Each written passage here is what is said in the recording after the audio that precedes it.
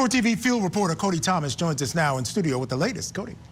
Well, good evening, Michael. It's shaped up to be a big day in court as the judge confirmed with lawyers early on that the alleged victim in this case, Terell Ephron, will be taking the stand.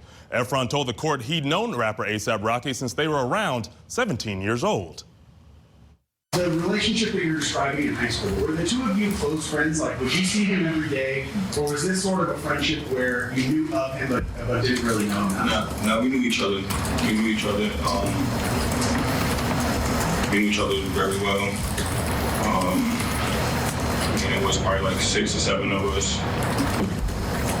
Probably like 4 of them was rappers. Do you think you'd see him every day? Up until he got paid this year. Efron claims that Rocky, whose real name is Rakim Mayers, shot at him during a fight in Hollywood back in 2021. He says his hand was injured and that he collected the 9mm bullet casings from the scene. But the defense claims Efron is lying because he is jealous and tried to extort Rocky. On the stand under direct examination, Efron detailed a phone call that he overheard between Rocky and another member of the A$AP collective just one day before the alleged shooting took place.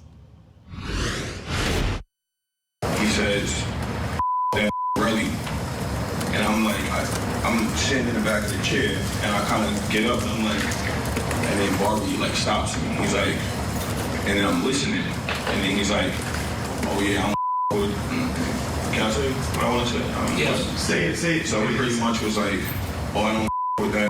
He mad emotional, like this, that, and the third. Pretty much. It was so long ago, but it was, and the contents of that. And Michael, Efron's testimony is continuing right now, but also to note, A$AP Rocky's lawyer notified the court that Rocky's pop star girlfriend Rihanna plans to attend the trial at some point this week. That's the latest on this case. I'll send it back to you. All right, Cody, thank you so much for that report. Well, that trial, as he mentioned, is still ongoing. I want to get you back inside that courtroom now with the alleged victim, Terell Ephron, still on the stand. He's on direct examination, and here he's talking about his increasingly tense relationship with rapper A$AP Rocky. Were you aware of tension between you and the defense? Too much. At the point that the defendant is saying those things about you on the phone, were you also feeling tension in your relationship with him? I mean, it's kind of always been like that. So it's really hard having a relationship with Rocky. Can you explain that? I mean, going to my personal experience, or yes. I feel like he's fake. How so? He lies a lot. Like, I don't see him, so it's like, how are we gonna have a relationship? You know what I mean? Is there anything specific that you can think of? Yeah, with like my companies or just anything, like overall. Like, you know what I mean? Like, I had this one joke I call him is the 6-month man, because I would see him every 6 months. You know what I mean? But then when he come around, it's like, it's fake. You know what I mean? Like, what are we supposed to be in this A$AP thing for? So, smoking mirrors. Did you actually voice your displeasure? Oh, yeah. Yeah. How did you do that? Through text messages. But nothing ever, like, threatening him or anything, just mostly telling him, like. But you would text message him and say. And he won't text me back. He would never text me back. Okay. I'll probably see him and we'll have a conversation. He'll be like, oh, bro, you emotional or something like that. And intense.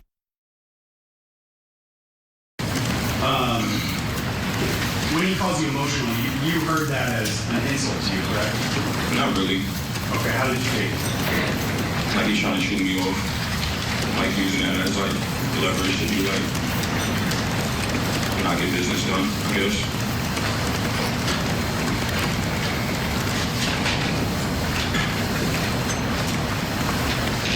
All right, I want to direct your attention to the very next day, so November 6, 2021, the day of this incident.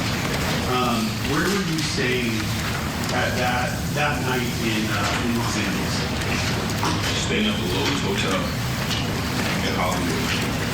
And that evening, Did you have any plans to meet up with the defendant at all?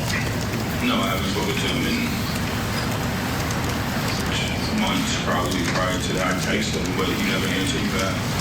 You mentioned in your earlier answer that there was this event called Complex Con that was going on that weekend, correct? Yes. And I believe you said the defendant was actually performing at that concert series, correct? Yes. Did you have plans to go with the defendant to Complex Con? No.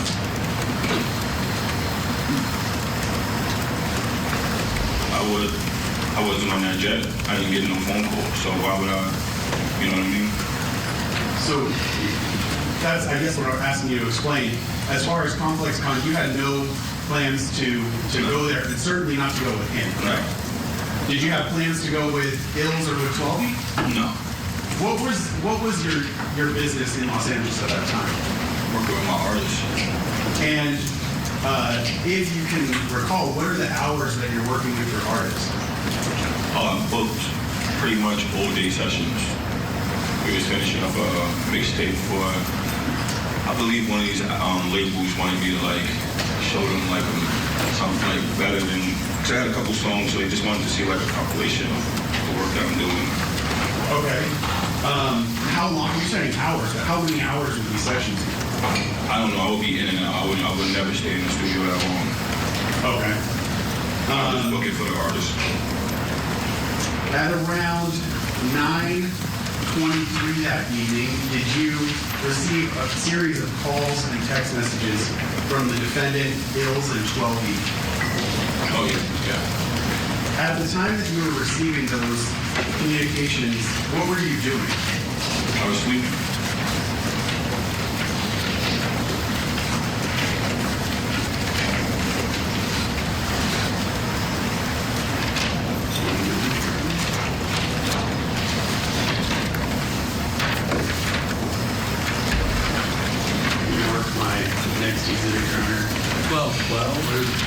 It is a single photograph, a screenshot of a call log.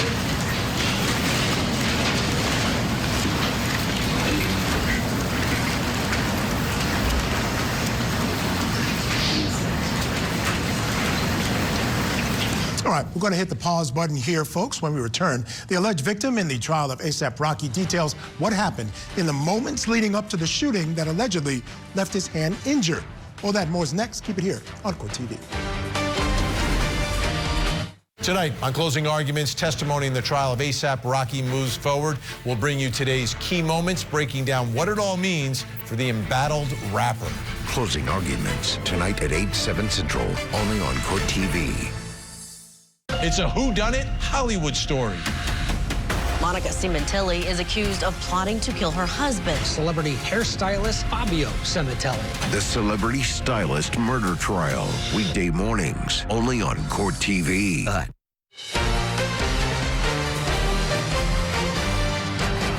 All right, folks, before we head back to court, I want to bring in our guest for this hour. Joining us to discuss, criminal defense attorney Robin Nunn. Robin, great to see you. Thank you so much, as always, for joining me on the program tonight. I want to get your reaction to the testimony thus far from the state star witness, the victim in the case. Yeah, it's been interesting. It's obviously always tough to hear a longtime friend accuse their friend of shooting them. I think that he's come across as very credible, very honest thus far. I think one of the the big problems is obviously there are some aspects of the story that don't really line up, and there's obviously their relationship is not what it used to be. So there's some questions about reliability as far as this witness.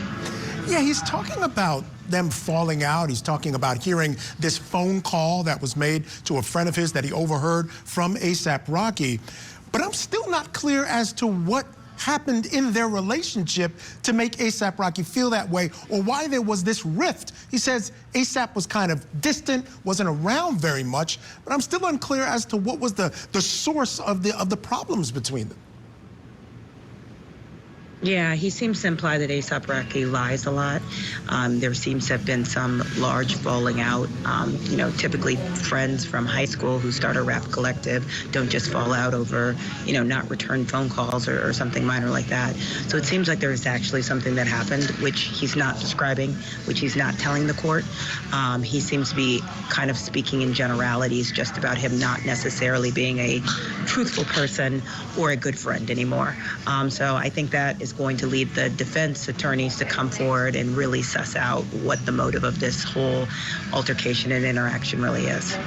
All right, Robin Nunn, stand by. I want to take folks back into court now. Terell Ephron is going to continue his testimony, and he's starting to get into the essence of that confrontation between him and the defendant.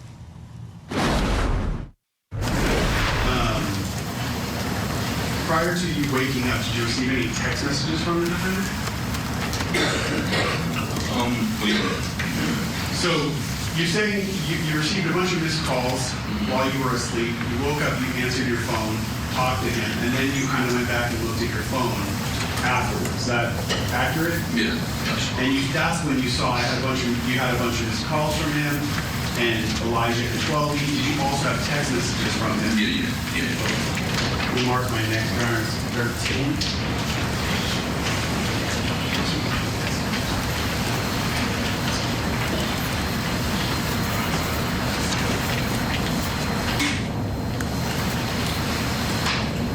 If I may approach people's 13 room. You recognize what you see here? Yeah. And just in general, what is this photograph? This is a screenshot. Of your phone? Mm-hmm. Me and Rocky's text message. Yes. And is this screenshots, text messages that you received from him that day? Mm-hmm. Yes. You said yes? Yes. Sorry. Every time you say that, or he's going to ask you. Yeah, but if you can, try to say yes or no. Yes. So there are 3 messages at the top that are in gray. Are those from you or are those from the defendant? That's from Rocky. And if you would read them one after another, what do they say? Where you at? Question mark. Let's get to it. Stop ducking my calls. Okay. Thank you.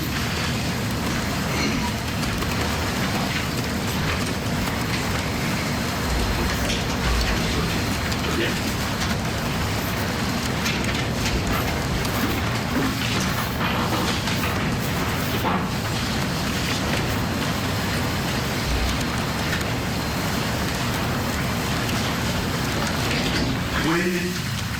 When he texted you, specifically the phrase, let's get to it, did you know what he was referring to? I mean, I had kind of an idea that he wanted to probably fight or something, or just argue or something. I don't know. What gave you that idea? The day before his conversation. So you still had that conversation that he had with Jabari in your head at the time you read that text message? Yeah, that conversation spoke volumes because I never heard him talk like that. And over the whole, many years I know him, I told him a bunch of times if you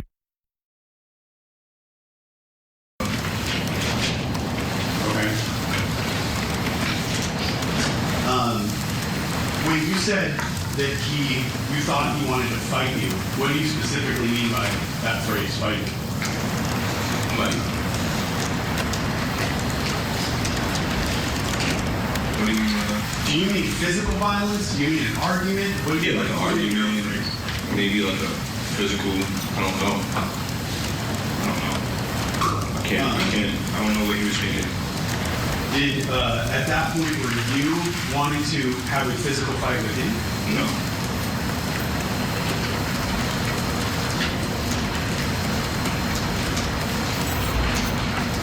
Those text messages that you read from him, when you read those, did you perceive those to be aggressive towards you? Yeah. Now, you said also when you woke up, you talked to him on FaceTime, correct? Yeah. What was your conversation with him about? He was just more so okay, so he was like,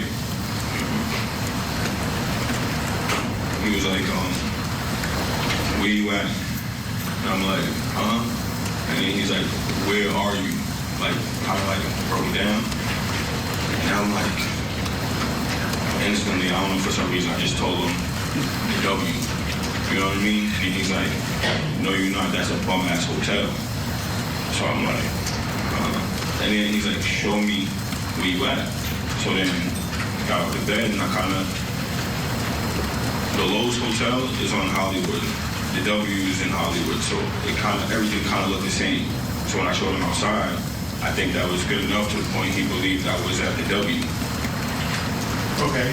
When you said you received this call, were you fully awake even when you started talking to him? No, I was still asleep, kind of. And you said he first asked you where are you at, and you said, I think you said huh. Yeah, I said huh. And then you said he broke it down, where you at? No, where are you? Like, where you at? Where are you? Like, kind of like with force the second time, like. Okay, that was my question. What was his tone of voice when he said, where are you? Okay, so the first one was like kind of regular. After I said huh or whatever, the second one was just like, wait, like, you know, it was a problem. Like, where are you? Like, where you at? Like, you know what I mean? And all right, so the victim basically saying he felt there were these threats that he was getting from the defendant in this case. All right, we'll step aside here, take a break. But before we go, here's an update on day one of the socialite manslaughter trial of the defendant, Penny McGee. And remember, she's facing manslaughter charges in the death of her ex-husband, Andrew Savitz, back in 2020. According to court documents, McGee went to Savitz's home to confront him about his brother evicting her from the home where she was living. Well, the couple's daughter witnessed the confrontation and said that she saw her mother slapping and pushing Savitz before he collapsed. Well, today, the state called Zuzi Savitz to the stand to testify about what she saw the night her father died. What did you see them doing in the front hallway? Screaming, yelling, and my dad's back was pushed against the closet. My dad was asking my mom to leave. And what was your mom doing? Yelling at him. And during that time, they kept moving towards the door. We started to tell her to leave, and she kept pushing back towards him. And when you say pushing back towards him, what do you mean? What was she doing? Shoving him. And where was she shoving him? His chest. And what was she shoving him with? Her hands. And how many times did you see her shoving? Multiple, but I don't remember the exact number. And besides shoving, did her hands touch him in any other way? Yeah, his face. And how did his hands touch her face? What was she doing? She slapped him. How many times did she slap him? Once. Now, the only other witness to take the stand today was the victim's brother. John Savitz testified about the process of evicting McGee.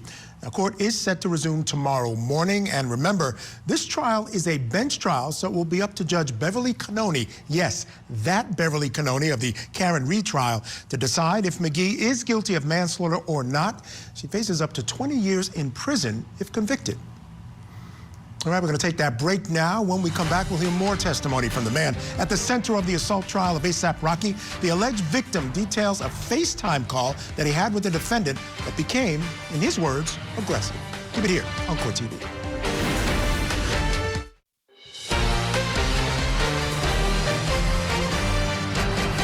Welcome back to Court TV Live. I'm Michael Ayala. Back to the courtroom now in California, where testimony continues in the trial for Rakim Mayers, better known as ASAP Rocky. ASAP Rocky is the long-term partner of superstar celebrity Rihanna, and the two share a family together. The rapper is facing up to 24 years in prison if convicted of firing a gun at his former friend Terell Ephron back in 2021. Rocky was arrested in April of 2022 and pleaded not guilty, is currently free on bond. Well, today, Efron, who was part of that ASAP rap crew known as AP Relli, was the third witness the state called to the stand. The alleged victim testified about the night he says the meetup between him and Rocky turned violent. So let's get back inside that courtroom now. The court is hearing from Terell Ephron. He's still on direct examination.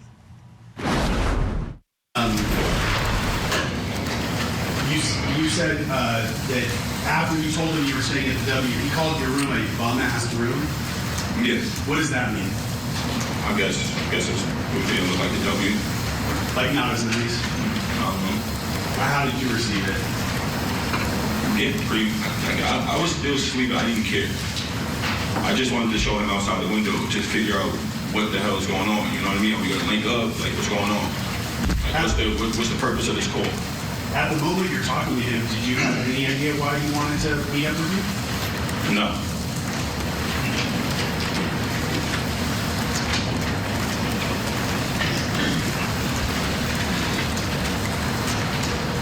Okay, you said you showed him Hollywood Boulevard outside of your hotel. What was the next thing that happened in your phone call after that?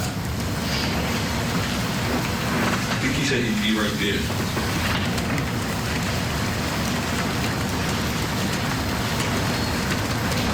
And then that's when I text Elijah, like, because then I'm looking at my phone and I'm noticing I got all these text messages. And like I said, Jamel text me too and called me, but I don't like Jamel like that. So I like Ills. I know Ills, you know what I mean? So text Ills. I'm like, what's going on? Pretty much. Hold on. I don't remember exactly what I said from that day because it was 3 years ago, but I hit Ills to like kind of confirm like what's going on. Yeah, and that's fine. At that point, did you know that 12B and Ills were with the defendant? What do you mean? Like, did you know that come in and work together? Like, come to link me? No, I mean in general. Oh yeah, because it was on the plane. Okay. And so when you received the messages from Ills and from 12B, you understood at that time that they were with the defendant, correct? Yeah. After your conversation let me clarify, when you say you're on FaceTime, was that FaceTime that also had video associated with it? Yes. So he could see you through the phone too, correct? Yes. After your conversation with him, did the two of you make plans to meet up? I mean, I didn't really make plans. It was kind of like link up. And I wanted to, I thought we were just going to talk and like really hash things out. Because this happened before, not. Like I said, I call him Mr. 6 Month Man. I haven't seen him in a very long time. So maybe he hasn't read the room. You know what I mean? Like, okay, yeah. You said in the past when you had problems with him, you felt comfortable just expressing that to verbally and talking to him, correct? Mm-hmm.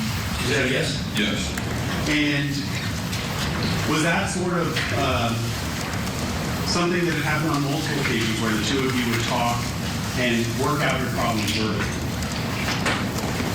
Then I'm going to ask the lady to be curtailed a little bit, please, to the next question. Your Honor, we can Can you say that again, please? Was that something that had happened multiple times where the two of you would talk and work out your problems, or was that something that only happened once before? I mean, if we worked out our problems, we wouldn't be here. So this was an ongoing thing of just like open and enjoying, you know, like promises or anything, you know what I mean? But I didn't care really. I was always working towards my goals at the end of the day, what I wanted to do. Sure. The situation. I guess what I'm trying to listen or ask you about is, have you had problems in your relationship with the defendant prior to this? I wouldn't say problem. I don't know. Me personally, I never had a problem with him, but I think he had a problem with me. Okay.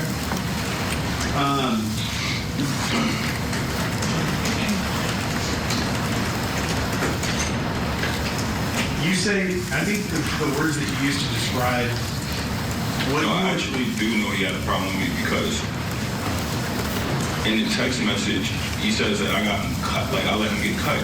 And that happened years, a year or something. So that means you're holding on a grudge and something I didn't even have nothing to do with. Okay, we'll get there. Hold on. And I feel like that was our whole relationship. Like just weird grudges. Oh, I don't know. Okay. Are you saying that you felt like he had a problem with you, but you didn't have a problem with him? Yeah, no, of course I didn't have a problem with him. But you had sent him messages in the past where you had expressed, you know, your disappointment in him. We already said that, right? Yeah. So I think we have those text messages. The text messages, I always still, like, how you say it, like, complimenting him or bigged him up for his success. At the same time, like, you're doing bad. Okay. But then the same text messages, like, I never was, but it was like real wishy-washy in the sense, like, love, like, I don't know, some, you know, but I never really got responses back from him. I'm trying to understand, if you can, what your state of mind is as you're going to this meeting with him, or as you said, to link up with him. My state of mind? Yes. I was feeling real confident because, like I said, I don't think he read the room. I'm doing really good for myself. So I felt like this is a time for me and him to, like, actually come to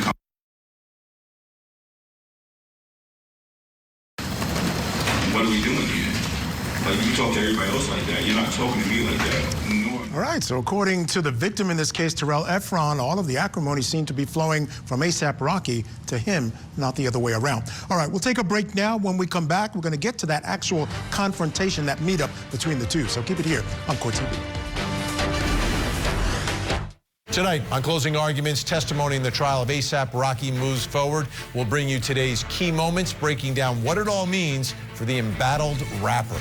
Closing arguments tonight at 8/7 Central, only on Court TV. A Ponzi scheme and a deadly poisoning. A former pharmacist already convicted in a federal fraud case. Now stands trial for the murder of her husband. The Ponzi scheme murder trial. Live coverage weekday mornings, only on Court TV.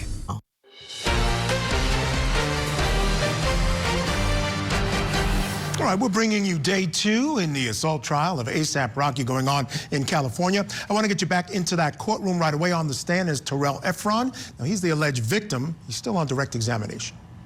Because, like, you're not reading the room, like, you're not knowing who you're dealing with. You know what I mean?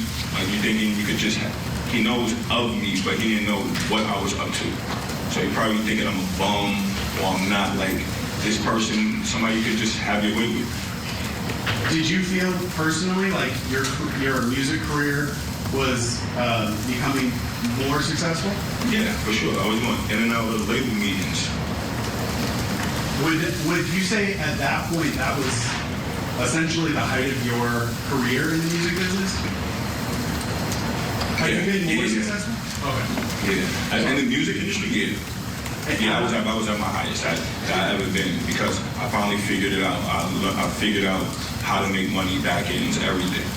So I made my own label. Sorry, and I don't mean to talk over you. My apologies for that.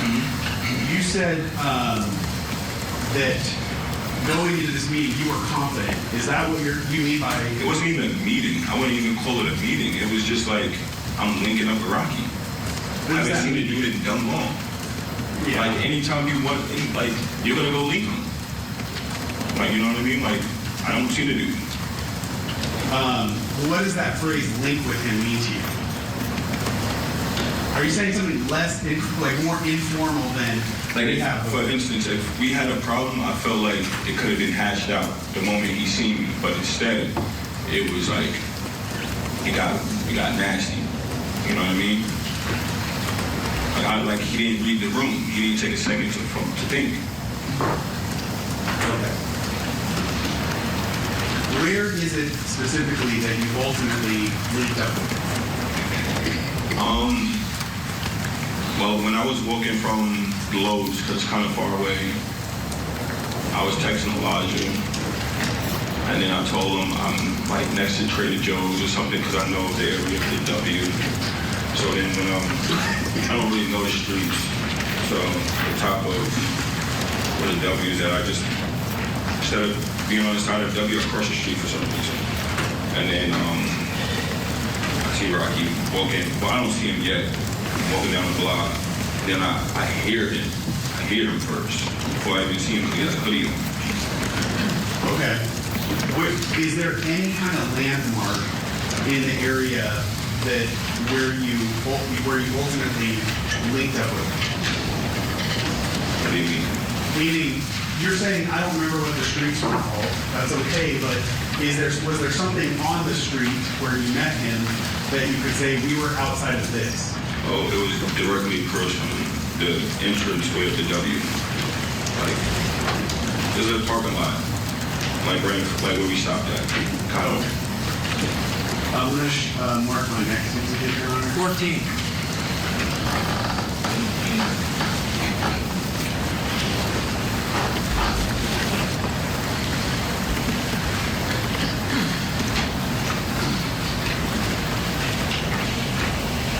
Mr. Efron, showing you equals 14.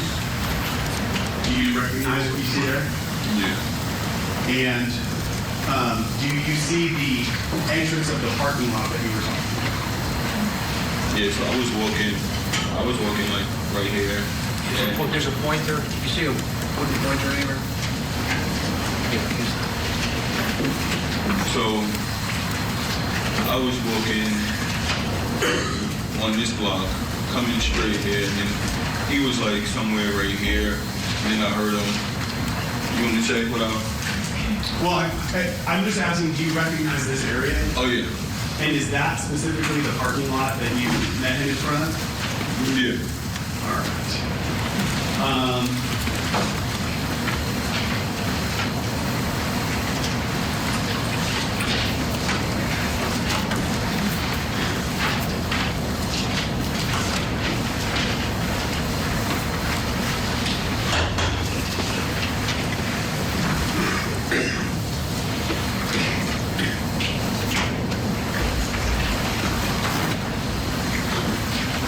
You said you don't know the streets in that area very well, but did you know where Hollywood Boulevard was?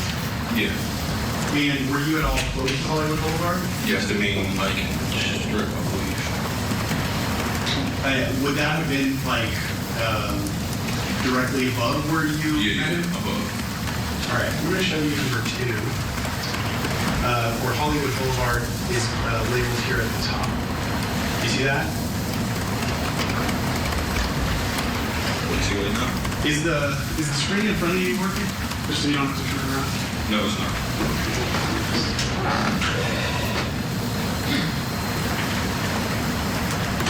Is that better? Yeah. Okay. Along the top of this page, I know there's a lot going on here, but you see, you recognize this to be Hollywood Boulevard at the top? I'm not from LA, so Okay. I wouldn't really, but that's Hollywood Boulevard. Let's go to People's Exhibit 2. This is clearly marked there. Oh, yeah, yep.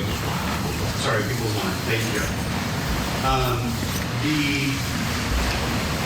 The street that you came down was next to the W Hotel, correct?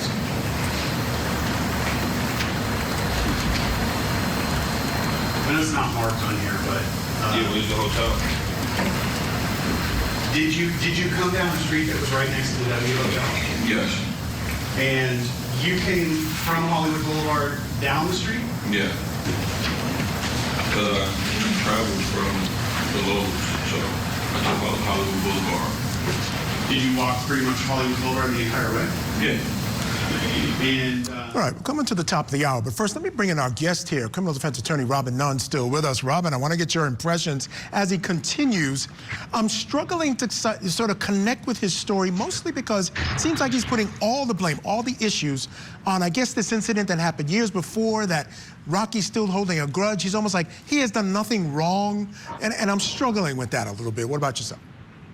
Yeah, this star key witness is tough to necessarily relate to. I think the state has its work cut out for them in terms of, while he does appear to be credible, he does appear to be telling the truth. He doesn't seem to know more details than you would expect him to know. However, he's not necessarily a likable person. There seems to be some underlying beef, perhaps even jealousy going on here, and that is making it tough to really connect with him. And the defense is, I think, going to come in and really kind of drill into him.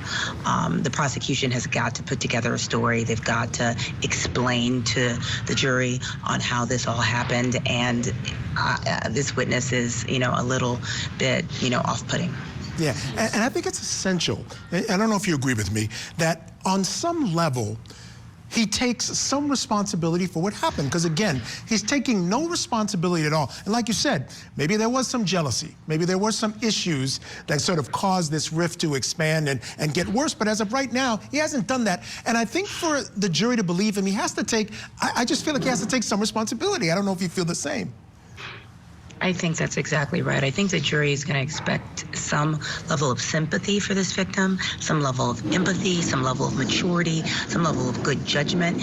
But all we're getting right now is back and forth, strange text messages, and the desire to kind of meet up and possibly fight or engage in some type of altercation over some issue that doesn't even really make sense. It's screaming immaturity. It's screaming that perhaps he might, have been more involved in this than ever. Yeah, I think absolutely. All right. Robin, thank you so much for joining us. Actually, you're going to be sticking around. We have extended coverage of the trial of ASAP Rocky. Keep it here on Court TV.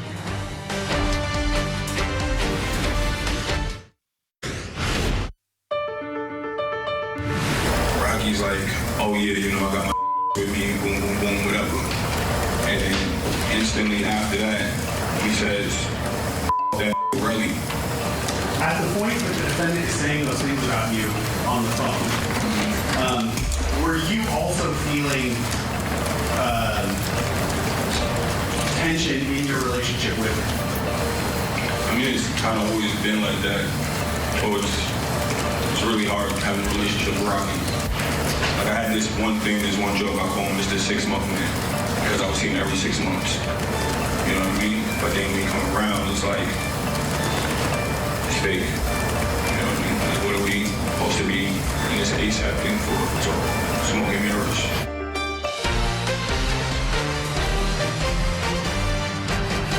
Welcome back to our special coverage of the trial of ASAP Rocky. I'm Michael Ayala. The rapper, whose real name is Rakim Mayers, is accused of shooting at a former childhood friend outside of a hotel in Hollywood back in November of 2021.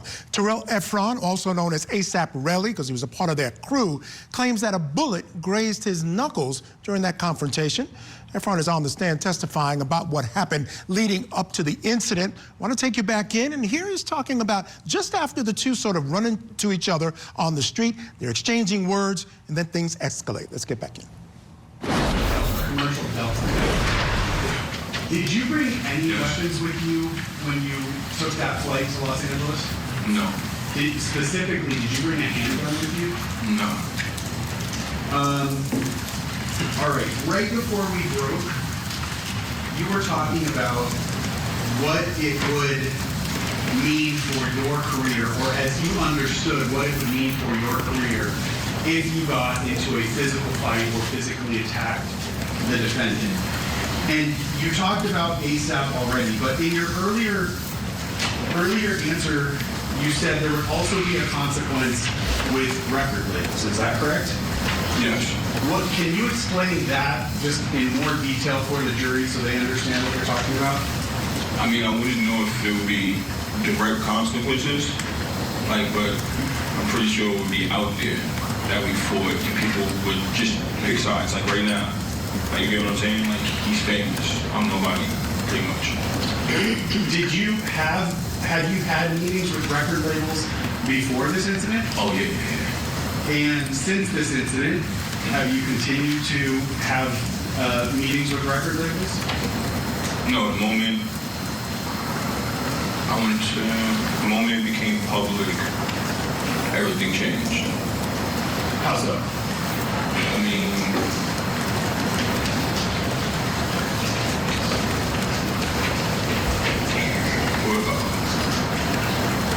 everything changed. Like, people knew it was me that pressed charges against Rocky. So everybody looked at me like I'm doing wrong for pressing charges. And did some of the deals that you had set up, did those go away? Oh yeah, I had to pretty much vacate my label and everything because my artists, they no longer wanted to work with me because of the decisions I chose to make. So yeah. Okay. So not only the record labels that you were meeting with, but also the artists who you were managing no longer wanted to work with you. Yeah, because they felt like, many different reasons, but one, they felt like I don't have no credibility no more, one, and two, I'm getting labeled as, I guess, a snitch or something like that, you know? Okay. Now, those are real consequences that have happened to you since this incident. But did you have it in your mind before you met with him at the parking lot that something like that would happen if you got into a physical fight with him? Wait, say that again? Yeah, did you know going into this incident that you got into a physical fight that it would likely be the end of your music career? Yeah, that's why I wanted to fight Rocky.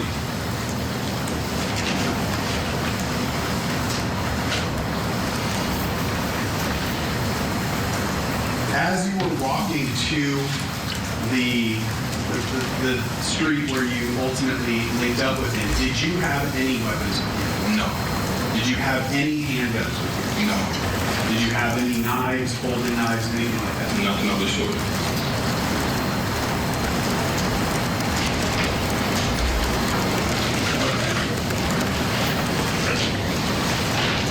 I'm gonna mark the next the 15.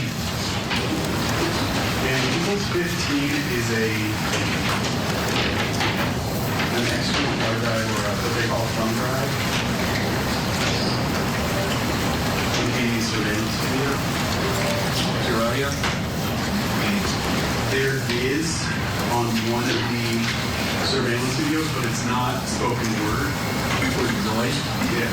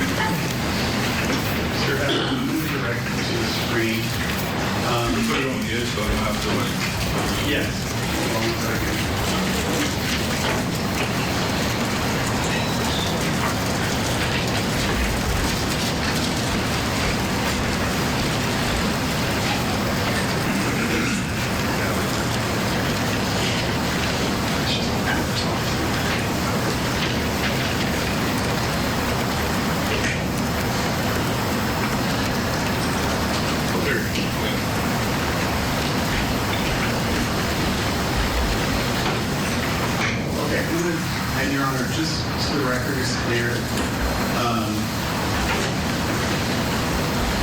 we mark this as cache 15? The thumb drive? Yes, 15. On equals 15, it's the file that I'm playing is labeled sequence surveillance video. All right, Mr. Efron, I'm going to play just a few seconds of this video, then I'll ask you some questions.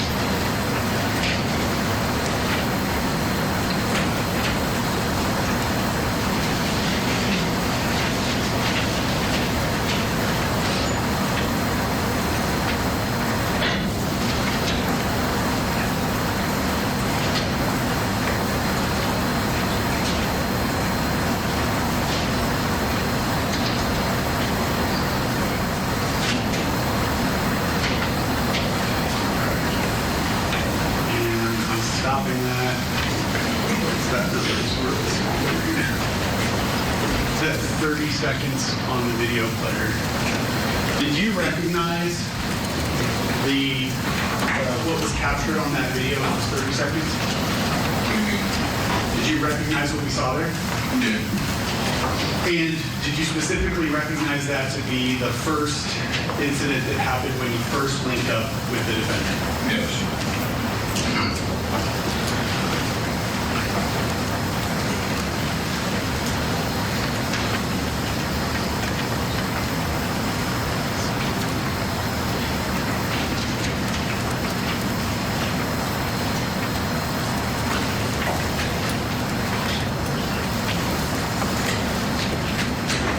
Did you recognize yourself in that video? Yes. Play it again from the beginning, and I'll stop it.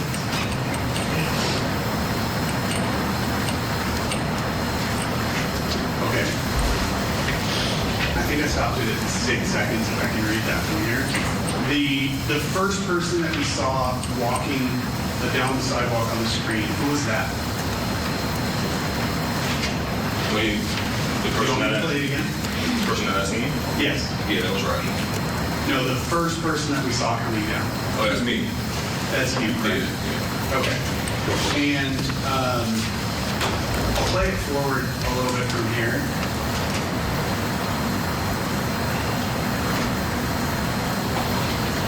And pause it at 11 seconds on the video.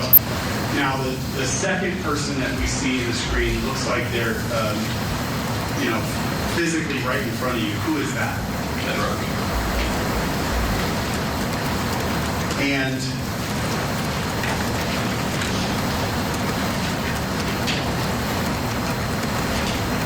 when you first approached him, can you describe what happened in your own words?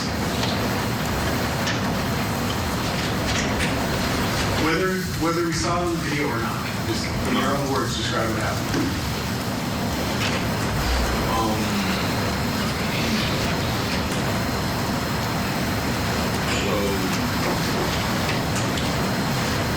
When he came up to me, like from the video from what I can see, because he's saying sharp on work, it was like 3 years ago. From a bit of the video. But I was stopping a little. I could see I was stopping a little. And like I said, I'm lefty. I'm righty. I stopped him with my left, trying to like back him up. You know what I mean? And then let me stop you for 1 second. That interaction that we see, would that have been right after he said, I don't remember what your exact word. Probably like 10 seconds later, he was still walking. Okay. And could you see his face as he was walking towards you? Yeah. How did he look? Oh, angry. So could you tell as he was approaching you that you were headed for a physical confrontation with him? His hands wasn't up. It was more so walking, so then when we got to each other, like try to like grab me or try to like grab him by my collar. That's why you see like that, and then I like grabbed him off. You know what I mean? So as best you can remember it, he was the first one who grabbed you by the collar? Yeah, he grabbed me by my collar. And then you raised which of your hands to my left? Your left hand to separate from him. Yeah. Okay. And as he grabbed the collar of your sweatshirt, what did he do? I think he's just trying to tug at me and like talking and going back and forth. And then Elijah, everything happens so fast. And Elijah gets in the middle. Okay.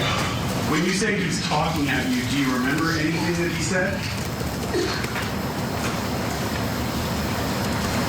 Like I said, it was 3 years ago. I would have to see what I said before I want to say something that I like vaguely remember. That's fair. But so as you sit here right now, today, 3 years later, you don't specifically remember the words he said. Is that what you're saying? Not the words so much, except for like towards the ending when the gun came out. I remember that. Okay. I remember the words that came out when the gun came out. As best we can, I'd like to go through it step by step. So when he first approaches you, you're saying he's saying words, but you can't remember the words? he had said these words with? Oh, at that point, like, we're pretty much damn near fighting. Like, he's saying what he's trying to get, I don't know. I mean, did he sound angry to you? Yeah, for sure. Okay. Were you saying anything back to him? Yeah. Do you, I don't remember. You don't remember your words? Mm-hmm. Do you remember your tone? I was angry because he touched me. I was just like, the fuck off me or probably like. But then, mind you, the gun came out seconds later, so then my tone got really angry after.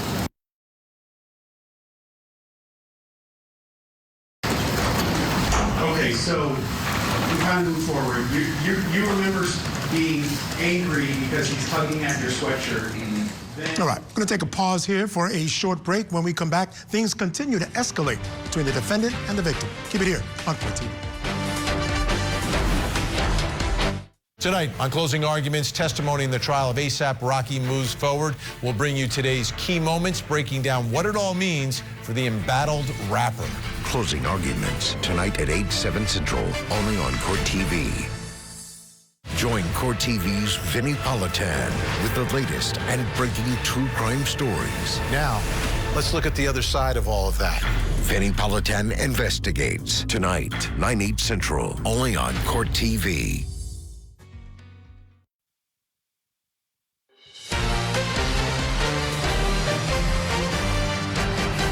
All right, folks, we're going to head back to court in just a moment. But first, let's bring in criminal defense attorney Robin Nunn. Robin, what do you make of the testimony as it continues? I think one of the things that jumped out at me was this idea of his state of mind, and that he was kind of afraid to, he said he would never get into a fight with ASAP Rocky because he knew that it could affect his career.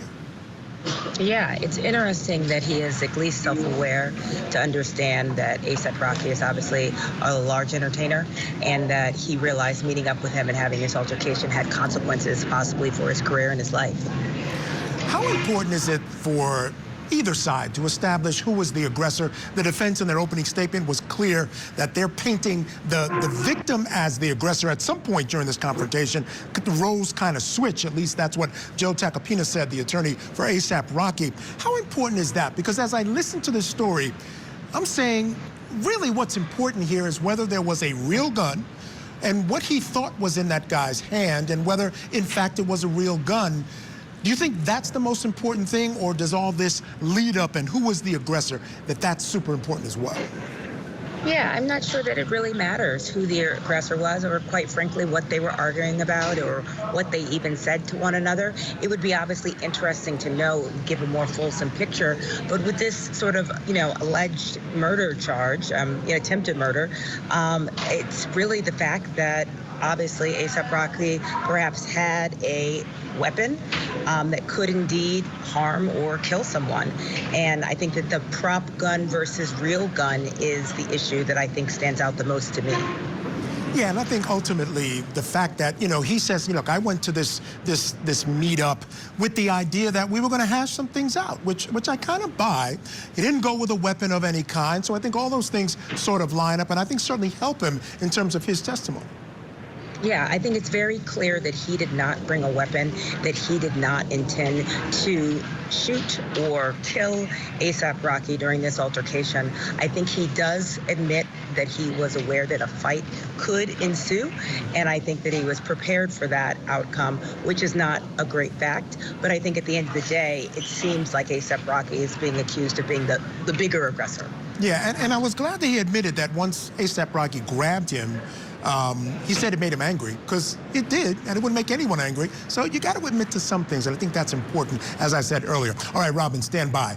I want to take folks back into court. The alleged victim still on the stand, testifying about that altercation with the defendant. Let's go back in. Where that came from? Came from his waistline. Okay, so Came from his waistline. This might be clear to everybody except me, but can you have Mr. Efron identify on the screen who's who? Yes, please. I'm the one on the right, and then it's Rocky with the black hoodie. For the record, you're pointing on the left side. You have a sweatshirt with some type of graphic on it? Yeah.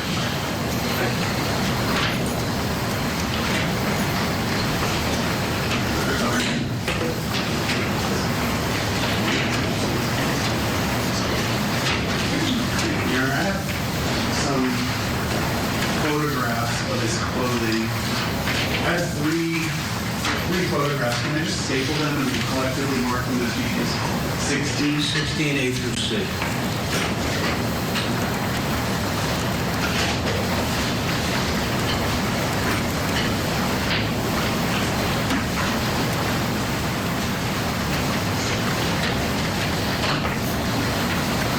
Okay. I'm going to show you 16A. Do you recognize what you see there? Yeah, that's my hoodie. Is that the same hoodie that you were wearing that day? Yes, it is. And is that the back of the hoodie? Yes. And then 16B, do you recognize that? Yes, the front of my hoodie. Same one you were wearing that day? Yes. And then 16C, Yes, my sweatpants. same one you were wearing that day? Yes. Okay. So your sweatshirt or hoodie had that graphic on the back, correct? Yeah. Let's go back to the video. If I can remember where we left off. So you, too long for my video.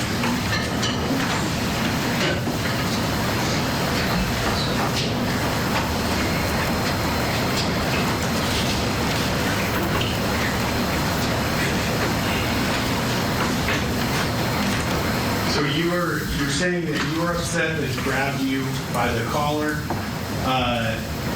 but then he produced the gun with his from his waistband, correct? Mm-hmm. Yes. Do you remember which hand he was holding the gun in? His left or his right? Probably his right. Do you remember? Or? No, I don't remember. Okay, you just remember he had a gun in his hand. Yeah, I just remember he had a gun in his hand. Did you? And I don't mean the incident that you saw it, but throughout this incident, could you see the gun clearly? Oh yeah. Do you know the difference between a semi-automatic pistol and a revolver? Yes. What is the difference between those two to you? One of them have a clip and the other one you just load up bullets. Do you, if I told you that a revolver had a wheel, Right.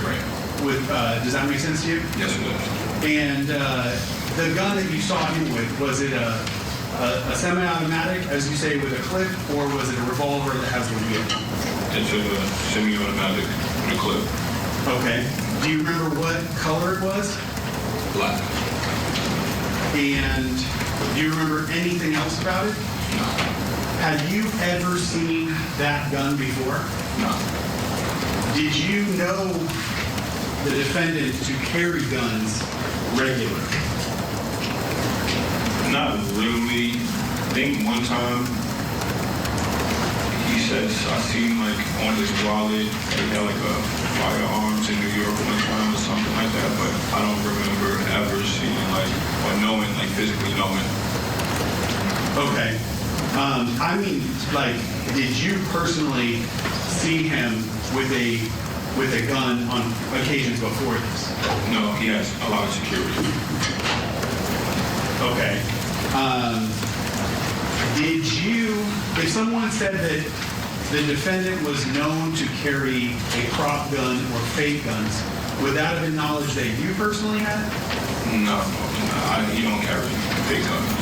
You don't prop guns? Yes. No. You never knew him to carry a prop? No.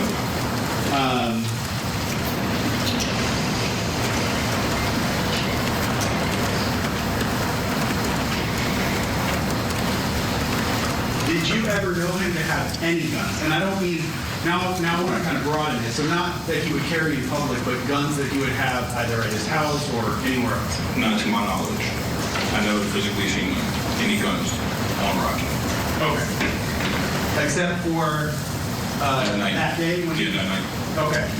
Now, from what we see on the video, the two of you move off screen, off the video. Do you agree with that? Yes.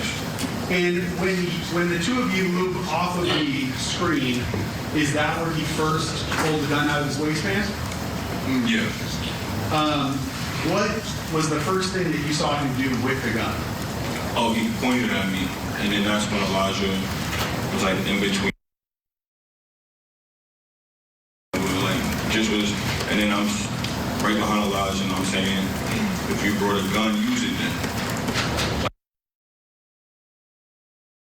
That's the words I was saying to him. When you said he pointed it at you, where on your body was it pointing? Like towards my stomach. All right, a couple of interesting points made there by the victim. The fact that he didn't know ASAP Rocky to carry guns very often, although he did say he didn't see him very much. And also, he kept a lot of security. That's ASAP Rocky, always had a lot of security. All right, we'll take a break here, have more testimony on the other side. Keep it here on Court TV.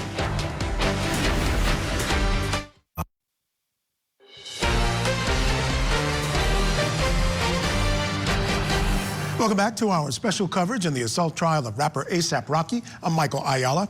The alleged victim, Terell Ephron, also known as AP Relli, claims that his former childhood friend, ASAP Rocky, shot at him outside of a hotel in Hollywood in November of 2021 after they got into an argument.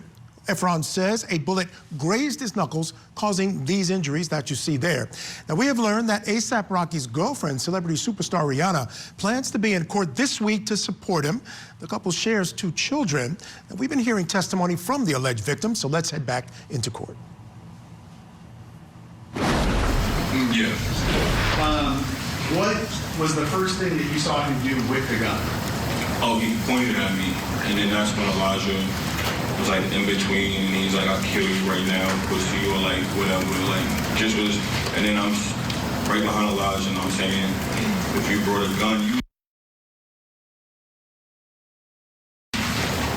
That's the words I was saying to him. When you said he pointed it at you, where on your body was it pointing? Like towards my stomach, like towards like my headish a little, like everything was happening so fast. So fast, you know what I mean? And from what you're describing, was it moving? Yeah, it was moving. He had it up. Okay, so he didn't just hold it at your stomach. It was kind of no. He was looking for a spot to shoot. Okay. Like if Elijah wasn't there, I don't know what would have happened. And you said as he was pointing it at you, what did he say? I'll kill you right now. And was that in an angry tone? Yeah, he was livid. Was his voice elevated? Like, was he yelling this at you, or was this something he was saying quiet? Yeah, because we was yelling back and forth at this point. All right. And you said that after he pointed the gun at you, you became angry, correct? Yeah, I became furious. So what did you say back to him? I told him to use it. Why did you? Because mentally, like, I couldn't believe he just pulled the gun out on me.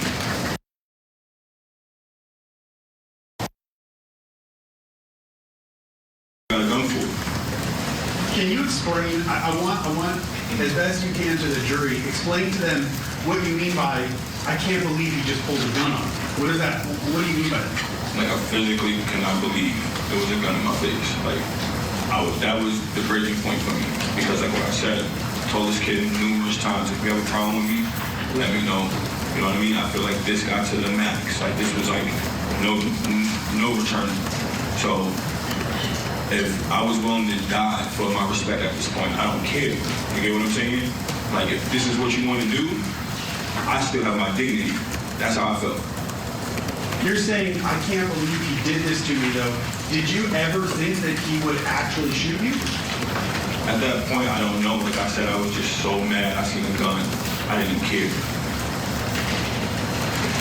And so, when you told him something to the effect of to shoot you, I mean, did you have a death wish at that moment? Did you want him to actually shoot you? Oh, of course not. So why did you say that to him? Because I was just so mad. I seen this man just pull a gun out on me. You know what I mean? Like, I was furious. With a gun. Were you mad because specifically it was the defendant? Or do you think you would have also been mad had this been, say, just a stranger? What do you mean? So if a stranger had pulled a gun on you the same way that he did, how do you think you would feel? Oh, I would try to run. Or try to, like, if a regular person pulled a gun out on me? Yes. I'd probably be dead. I don't know. I'd probably run, probably get shot. Do you think you'd respond the same way and say, shoot me? No. Stranger? No. You think you'd be scared in that scenario? The only reason why I said that is because I know Rakim. I know him. You know what I mean? So I felt at the moment that was the right thing to do. Especially, it goes back to Mr. 6 Month Man. I'm not going to let you You get what I'm saying? Like, you're not about to pull a gun out on me. It's not happening. I mean, you already did, but I'm gonna let you know in front of your two little minions you brought with you that, because I'm pretty sure they would have ran back to his crib and told everybody else, oh, I just pulled out a gun on Relli or did this. Like, no, if they're gonna go back to his house, they're gonna say Relli stood up for himself. You know what I mean? Okay. Yes, thank you.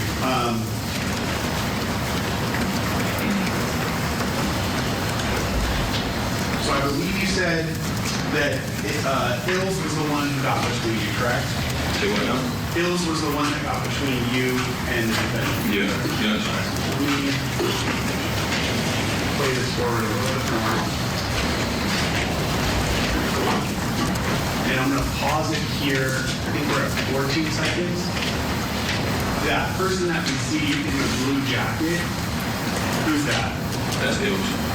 All right, and what is Ills doing at this point in the video? He's breaking up. He's trying to de-escalate the situation. Physically get between the two? Yeah, physically. Yeah. All right, I'll play it forward.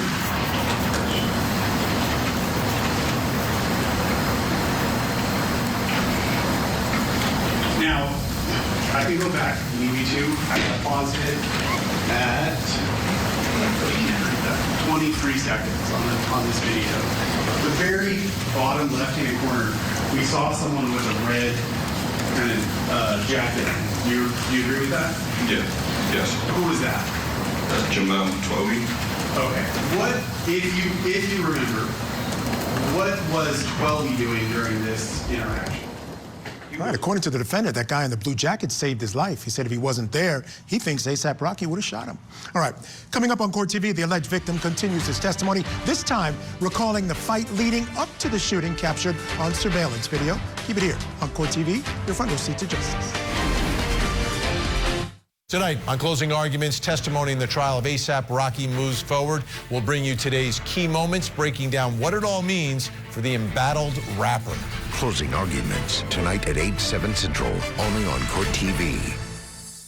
Join Court TV's Vinny Politan with the latest and breaking true crime stories. Now, let's look at the other side of all of that. Vinny Politan investigates tonight, 9/8 Central, only on Court TV.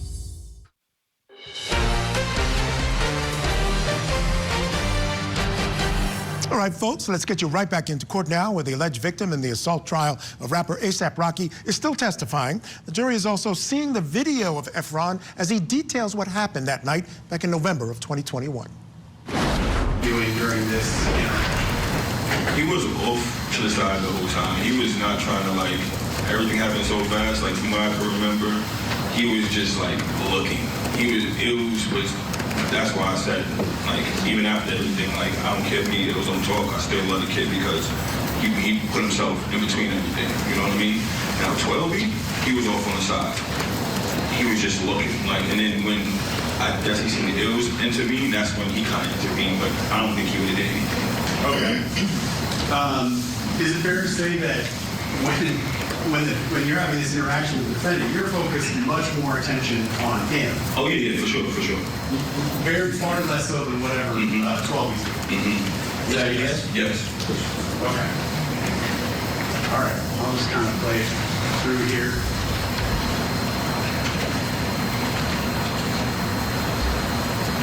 And I'll stop it where this video stops. So right at the end of that video, we saw someone, a part of their body, their lower part of their body, come back into the frame. Did you recognize who that was?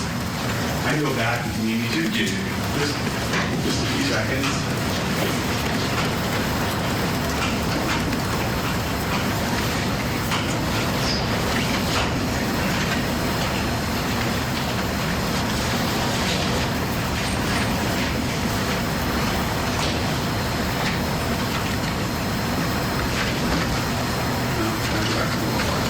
Okay, let's stop it right there. That is at 25 seconds on the video player there. That person that we can see, just the lower half of their body, who's that? That's Rakim. Okay. And Can you see the gun in his hand there? Yeah. That's the same gun he pointed at you? Yeah. What did he do with the gun after Bill separated the two of you? He put it back away, but I think from what I remember that day, those people that walked by, they kind of like stopped everything because once he seen them, he kind of like, because I'm yelling, I'm literally yelling. And that was like, I feel like that was one of the ways that like, I didn't get shot too, because I'm yelling at the top of my lungs. You know what I mean? I'm making a scene. You know what I mean? So once he seen like those people walk by, he put it away, and that's when he started like kind of walking away. The people that we see walk by, they had nothing to do with... No, that was just a couple, I believe. That was just a couple walking by. Like I briefly seen them off my peripheral. Okay. So after he puts the gun back in his waistband, you said he walked away. Where did he go? He was going down the same block that he came from. Now, the landmark street that you know is Hollywood Boulevard. Was he walking towards Hollywood or Argyle? I guess that's Argyle down. He's walking down Argyle. Yeah. But away from Hollywood Boulevard? Yeah, away from Hollywood Boulevard. Okay. 1 second.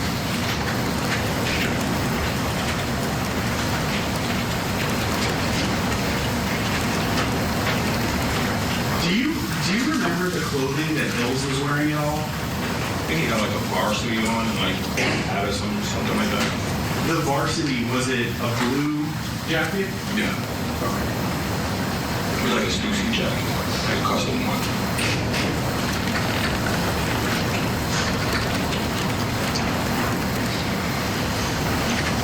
Before I move on from this, at the first point where the defendant is pointing the gun at you, how far away from your body was the end of the gun? Oh, it was damn near pressed up against me. Like, did it actually touch you? I don't remember, everything happened so fast. But if it wasn't actually touching you, it was very close. It was very close. If anything, I'm pretty sure it probably touched Hills. That's how close it was.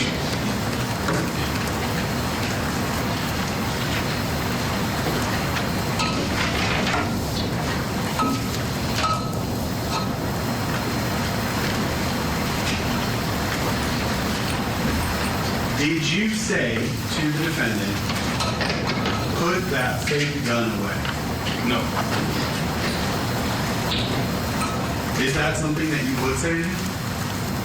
No, well, why would I say put that fake gun away? Or why, does that confuse you because you don't know him to actually carry a fake gun? It just confuses me all around. All right, we're going to just jump ahead here now because this next portion of the testimony really outlines more of the talking that went back and forth between the two. A lot of curse words. You would have had to block all of those out, so we didn't want to do that to you. But again, this is important because as ASAP Rocky is walking away, this victim continues to follow him. The defense tried to paint him as an aggressor as a result. All right, we've skipped over that part. Let's get back inside. Describing the additional interactions that you had at the parking garage were seeing 12, correct? With the knife? Oh, yeah. But had the defendant, had Rocky walked away? Say what? Had Rocky walked away? Everything was happening fast. So he was not quite far away. He was not even like, it's probably like a little bit from like where you at. And I'm standing right here. In 12, he's probably like, everything's so close, you know what I mean? It was just still kind of like backing me off. Approximating 15 feet. Okay, so, but my point is the video that we watched is almost exactly 30 seconds from the time you guys come together to the time you walk off camera. Is that your recollection of maybe how long that interaction at the parking garage took was 30 seconds? With the whole incident right there? Yes. I wouldn't know. Okay. Unless I like look at the video timestamps and stuff like that. Is it fair to say that it was quick? Oh yeah, it was quick. Okay. Then he went walking, you said, away from Hollywood Boulevard on Argyle, correct? Yes. And he was about 15 feet away from you, the defendant was about 15 feet away, and that's when you saw 12E. Yeah, his guy was turned though. He was like kind of walking already. 12E, no, Rocky. Rocky was kind of walking away already. It was just still next to me, like, because you know we just broke up the situation, and 12E was putting a knife away. How close to you was 12E? I wasn't, probably like about, if I was to skip, probably like 3 skips away. 12E kind of kind of walked a little faster to Rocky. I've had a lot of people estimate using different things. I've never had anyone estimate with skips. How far do you think a skip is? Or because that's what I was thinking, because I was physically thinking, I was thinking about punching 12. You know what I mean? Like, what do you got a knife for? But how close was he? That's what I'm trying to figure out. He was about 3 or 4 skips away. What does skip mean? Like, how far is a skip? You know what I mean? Like, no. How far is a skip? You can point to something in the court. Like, right here to the middle of where that line is at. Like, not too, like here? Approximately yeah, a little bit 7 feet from. Yeah, like right there. Okay. About 7 to 8 feet. Yeah. A little further actually, because he's bending down, so I'm like, he's putting the knife away, so then when I see that, I'm like,